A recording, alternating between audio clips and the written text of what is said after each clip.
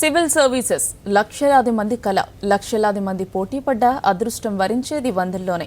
అన్ని రకాల అవకాశాలు ఉండి 24 గంటలు పుస్తకాలతో కుస్తీ పట్టిన సివిల్స్ కళ సాకారం కావడం కష్టమే. అలాంటిది చూపు కూడా లేని వారి పరిస్థితి ఏంటి? చూపు లేకపోయినా సివిల్స్ ను ఛాలెంజ్ గా తీసుకునే వారు కూడా ఉన్నారు.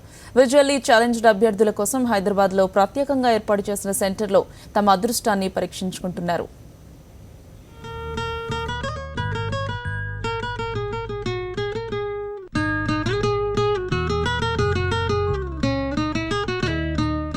సివిల్ సర్వీస్ పరీక్ష రాస్తున్న అందులైన అభ్యర్థుల కోసం సౌత్ ఇండియాలో ఏకైక సెంటర్ను హైదరాబాద్లోని సైఫాబాద్ పీజీ కాలేజీలో ఏర్పాటు చేశారు.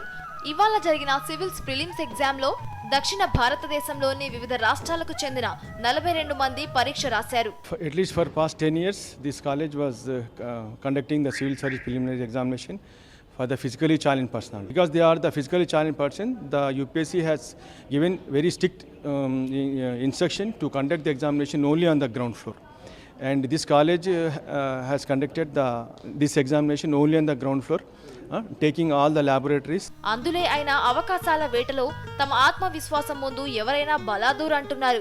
సేవ చేసేందుకు కంటి చూపు అవసరం లేదంటూనే తమలాంటి వారికి మార్గదర్శకంగా నిలిచేందుకే సివిల్ సర్వీసెస్ లో పోటీ పడుతున్నామంటున్నారు. ఈ మధ్య కొంతమంది బ్లైండ్స్ సివిల్ సర్వీసెస్కి వచ్చి సర్వ్ చేయాలనే ఇంటెన్షన్ తోటి రావడంతో నేను కూడా ఇన్స్పైర్ అయ్యి దానివలన నేను కూడా ఇలా చేయగలుగుతాము అన్న దాంతో నేను కూడా ఇన్స్పిరేషన్గా తీసుకొని ఇప్పుడే ఫస్ట్ అటెంప్ట్ ఇదే రాస్తున్నాను. అంటే లాస్ట్ 2 years నుండి నేను సెల్ఫ్ ప్రిపరేషన్ సార్ నాది.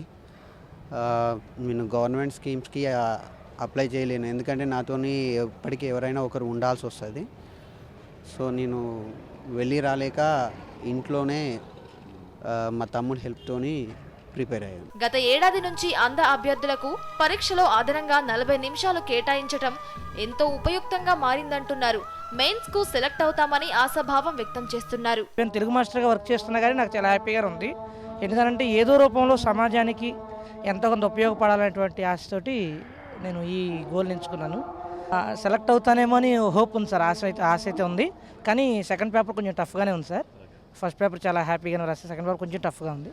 మొత్తానికి చూపు లేకపోయినా కష్టాన్ని నమ్ముకుని సివిల్స్ ప్రిలిమ్స్ పూర్తి చేశామని, తప్పకుండా మెయిన్స్ కు క్వాలిఫై అవుతామన్న ఆనందం అభ్యర్థుల మొహంలో చిగురించింది. సాక్షి టీవీ, హైదరాబాద్.